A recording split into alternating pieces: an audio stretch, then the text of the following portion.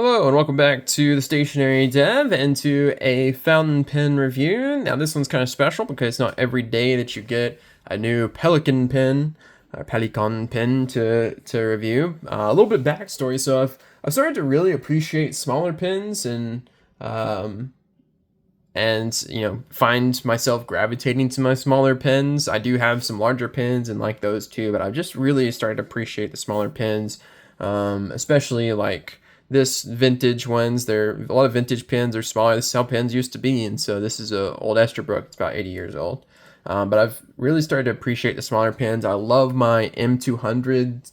I've had two M200s and love those just for its size, functionality, practicality, whatnot. And so the M400 has always been kind of on my list. It's always been interesting and intriguing for me because it's the same size, basically the same pen as the M200, but it has a gold nib, so it'll have a little bit different writing experience. And I just so happened to find I haven't really been interested in like I don't made myself wait for a color that I'm interested in because I don't just want to get one of the stock colors. My excuse for buying an M400 would be that it has a color that I like that's interesting, and then I splurge for one.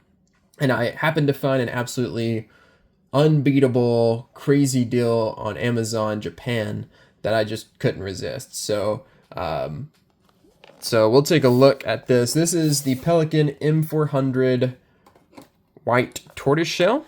It from Amazon Japan is where I ordered it, so it won't have like the full maybe retailer packaging or anything like that. It's from Amazon Japan, but I've had good experiences with Amazon Japan if it comes from Japan. Sometimes you'll get like an Amazon Japan pen, but it's been stocked in or it's coming from a US warehouse, and a lot of times those are just pens that have been returned and then they get returned back to a US warehouse and sit there until somebody else buys them. So, but if it's coming, internationally, usually I've had pretty good experience because the Japanese don't usually mess up that sort of stuff. They're not going to ship you a used pen or anything like that. So it comes in this Pelikan box, which is still pretty nice. You don't get the leatherette sleeve. Once again, it's up to whatever Amazon Japan, whatever that distributor, whatever has on hand for packaging. But it does come in a nice box. Comes in the cushion there. There is our pen, which looks awesome. And then in the bottom there, you have your guarantee, warranty information, and all of that. And it's because it's Japanese or from the Japanese market. It's mostly in Japanese, but you do get a little bit of English in there too to help you out. Made with care, assembled by hand, checked for workmanship, finish, operation, quality, blah, blah, blah, blah. There you go. So, pretty bare bones packaging, but effective. And this came in a pen sleeve, I've just taken it out since then. Not like the leatherette one that they usually come with, that like white fake leather one, but just came in plastic sleeve, which is fine. That's how they come from the factory. And I'm fine with minimal packaging if it's saving me a lot of money. So this is the pen. This is the white tortoiseshell version. This came out a couple years ago to the market, but they're still pretty readily available.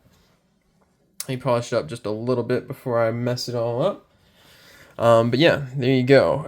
It's a beautiful pen, and this one really caught my attention. It's like, okay, if I'm going to get an M400, it's probably going to be that one, and I just so happened to come across one at the crazy price. So through Amazon Japan, I got this pen for $216.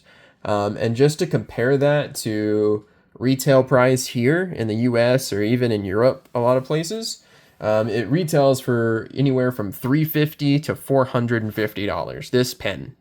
And so to find it for almost half off, roughly half off the retail price, is insane. So like if it's going for 400 and I find it for 200, brand new, I'm gonna buy it. And the only downside for me is they didn't have an extra fine. It was just a fine was the smallest size. But for the price, I was like, yeah, I'm gonna love it, and just enjoy the juiciness that comes with a Pelikan pen. So it's really beautiful, white tortoiseshell. This is probably one of the last ones they made or will make with a translucent barrel, so you can see all the way through the barrel. You can see my finger on the other side, so you'll be able to see the ink. They changed a couple of years ago, actually, maybe 2 or 3 years ago, to where all of their pens used to be see-through, even their base pens, their base models, but then they changed them to where the stripes that were clear are now opaque black, so you can't see through the pins anymore. But this one, they still maintained that. You get the Pelikan etched logo in the top in gold. You get the Pelikan clip, which always works well and looks classy. Pretty tight clip. Around the cap band, you have that it's made in Germany. It's Pelikan Souverain. And your piston knob at the back there. And this one has really good striations. It's not crooked or anything like that. I really like the pattern and everything. There's not one that's kind of janky or anything like that. I like it. The cellulose acetate is what it's made out of, and it looks great. And I just think it works really well with the white and that yellowy tortoiseshell look. The one thing I really appreciate about most of the Pelikans is the caps come off really quickly. So this one comes off in half a turn. And so for a screw cap, that's really quick and makes this really practical and really usable, because if you're taking notes, you just have a quick uncap there and quick recap. And so you don't, half a turn is nothing to just quickly uncap a pen, and get to writing.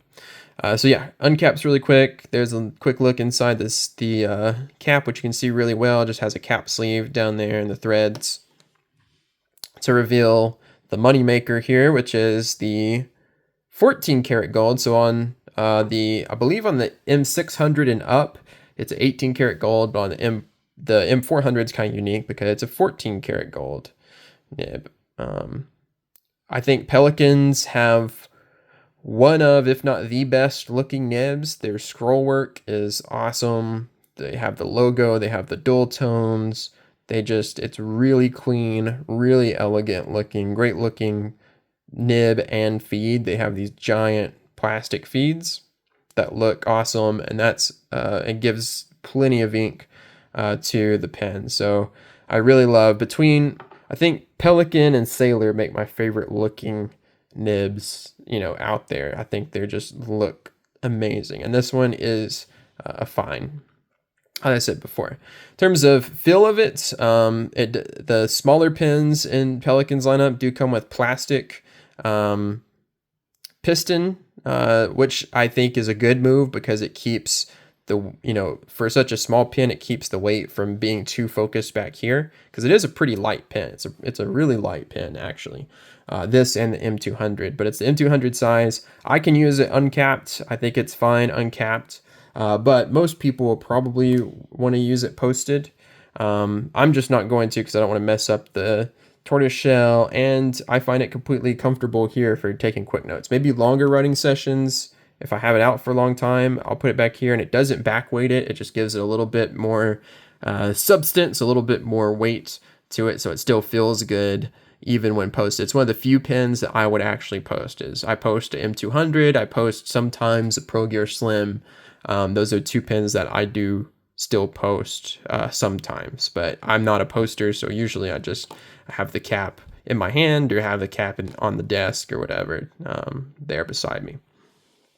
Pelikan, all the Pelikan M series is all piston fill pens, and they make some of the best pistons in the game, if you're not already aware. They are the smoothest, effortlessest piston mechanisms that you will ever come across. Like turning it, when you first turn it, it's going to be a little sticky. There's going to be a little bit of resistance there at the start, but after that, it is so easy. Like a baby could turn this.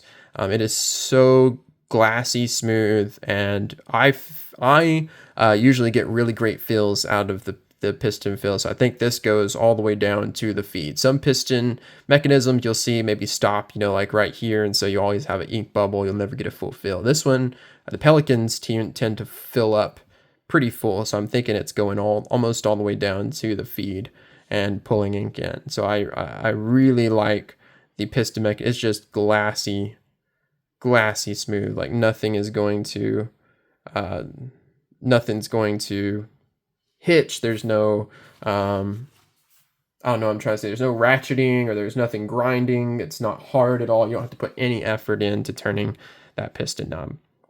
So speaking of which, let me turn that piston knob and let's get this thing filled with ink and see how it writes. And to fill it, I'm going to use another ink or another thing that I got from Amazon Japan. And that is this. So this is ink by Sailor. It's in their Tea Time series, which are kind of hard to get a hold of. They did some Tea Time pens, but they also do Tea Time inks.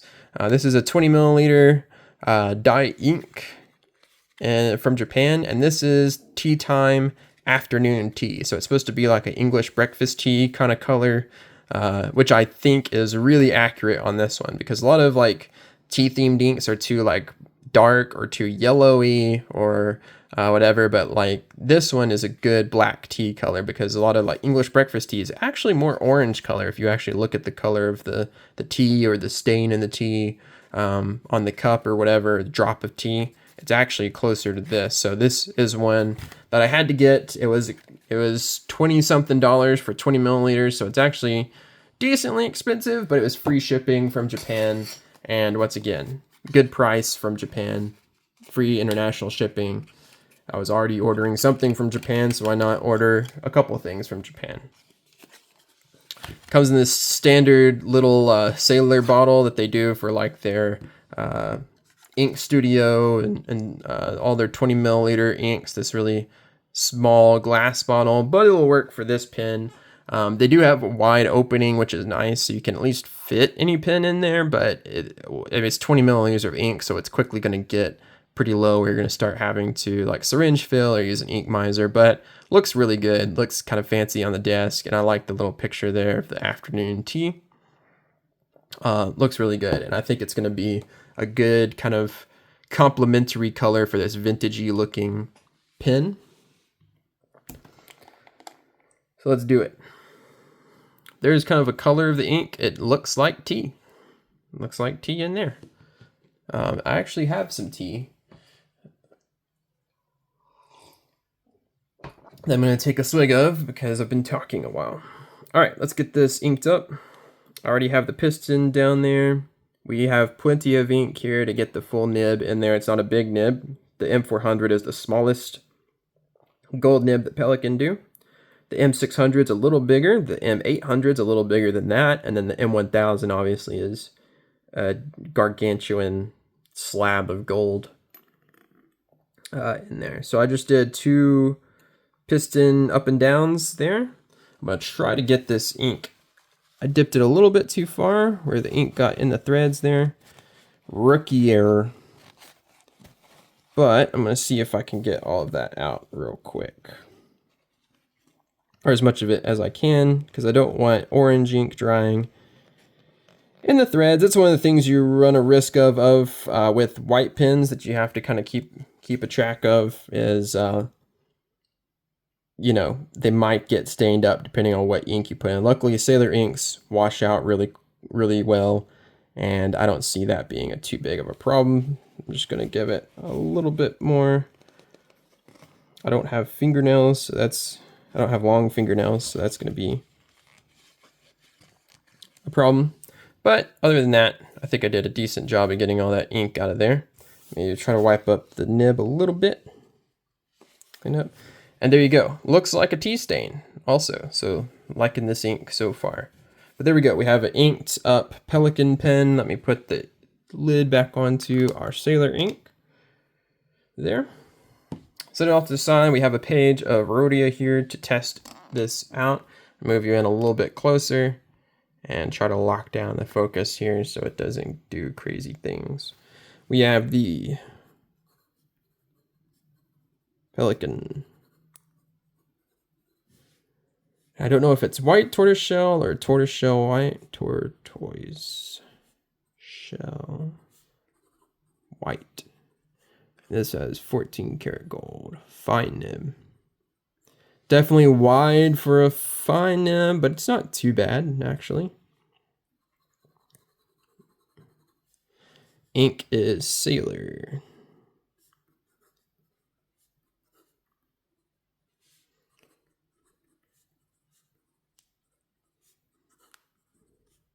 afternoon tea. Yeah, writing really smoothly, very wet. Let's do a little wetness test. I just do a crosshatch and very wet for a fine nib.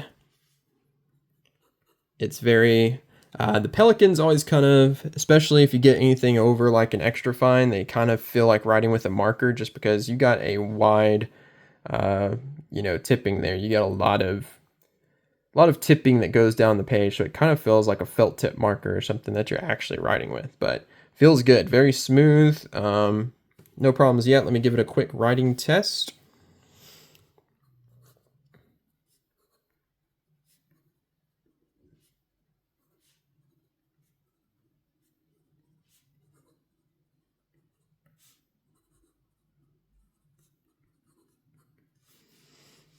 Very nice. Good in all directions. There's a little bounciness to it, a little shock absorption, but it's pretty firm. I mean, it's a small nib, so and 14 karat gold, so it's smallish, but you can maybe see just a little bit of bounce in there. But you're not going to get any flex. It's not a flex nib or anything. None of the Pelikans are flex nibs, so you're not going to get flex. But they do have kind of a cushiony, similar to like a Pilot or something like that, where you have a little bit of bounce, a little bit of cushion in there. Let's do a quick. I don't think it's going to fail this at all, but let's do a quick writing test. See if the feed keeps up. I have no doubt. And we can even come back if we want to. I rotated the pin there. Right there was a little skip, but that was me rotating the pin. But yeah, kept up and just as wet at the end as it was at the beginning there. You can see it's still wet there. So definitely keeps up. That's never going to be a problem of a Pelikan. As far as line width, this is pretty wide. I don't know if I have anything to compare it to. But I think it's close to what you would expect from a European fine, maybe a little bit wider, maybe closer to a medium. It's like a medium fine, I would say. But it's not crazy much so where I'm like regretting getting the fine instead of the extra fine.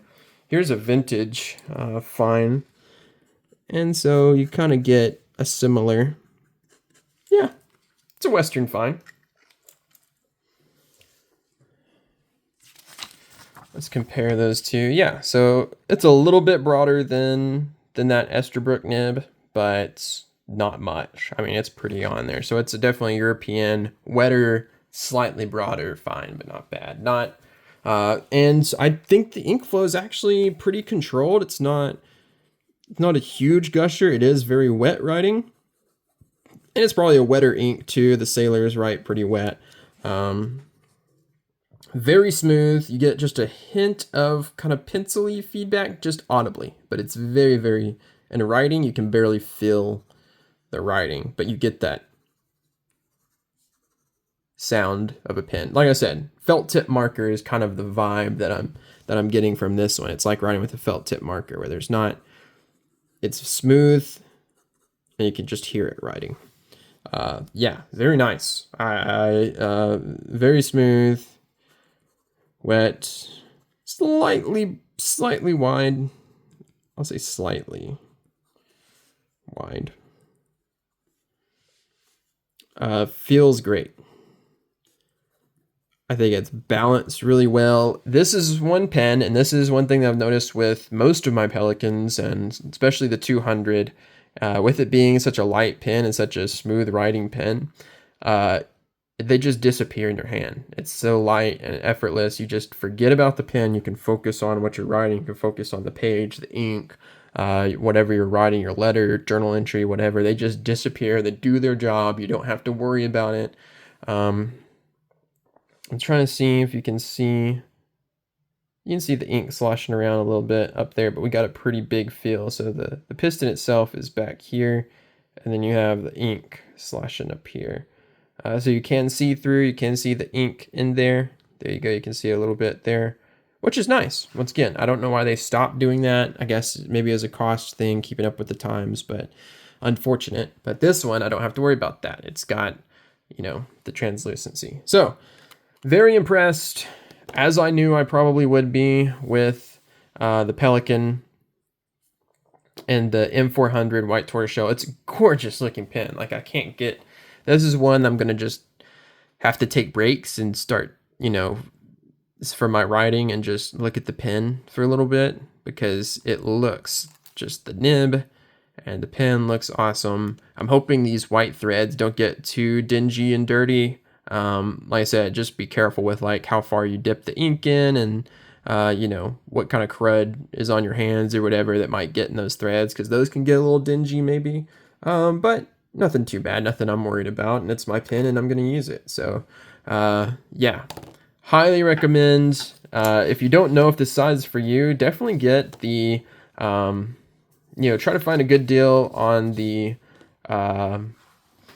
like M200. Usually you can get the M200, like the seasonal one that they do, or the yearly one that they do. If you can get like a couple years ago model of it on like clearance for close to $100, maybe $120 to try out and see if the size works for you, see if the Pelikan nib sizing and flow, because even the M200s with the steel nib are fire hoses, and they even have some bounce and stuff in those steel nibs. My first M200 was a broad nib, and it was an absolute fire hose, and I could not control it, and I just gave it to my wife because she loves the broad, super wet nibs, and I got it extra fine in my next one. So that's a little story there. But anyway, highly recommend this pen. I don't think it's going to be worth $500, $400. I would try to find these on sale. I would try to import them. I'm all for supporting your domestic retailers where you can, but also be on the lookout for good import deals, because you can find incredible pens that, this should have cost me $400. It cost me half of that just from importing it from Japan. So be sure to check out, this is just my first impression of this pen. Be sure to check in the Currently Inked, where I'll have kind of like the update of like some longer use, and maybe a little bit follow up if there's any about the pen, how it works, if it was good or bad or whatever, if something happened. But other than that, good value. If you can find this pen for $250, around that price, I would say it's absolutely worth that money. I found it for $216, like I said, and just couldn't resist that price, because it's a great pen. It's one that was on my list. It was an interesting finish. It checked all my boxes. So really, really love the pen. Really looking forward to using it this week. Also really digging this ink. This is a good tea colored ink. I think Sailor nailed it. It's hard to do it. I also have Dominant Industry Earl Grey tea that's coming up soon, but it is a straight up orange. It's not like, this is a little bit darker, maybe has a warmer, darker orange that's really close to that tea color that I really like. Anyway, I'm gonna stop rambling now, give you some time to get away from me.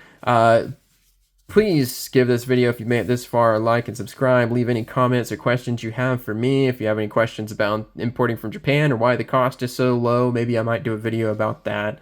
But they're legit. It just has to do with import, not having to pay import fees, not having to pay retailer markup, and the US dollar being so much stronger right now compared to the Japanese yen. You can find really good pens for nutshells, basically, in Japan. So highly recommend you be on the look for it. It's absolutely going to be a no-brainer for me. It was a no-brainer for me to snatch this one up, and I'm stoked about this edition. So anyway, until next time, everybody take care. I'll catch you later.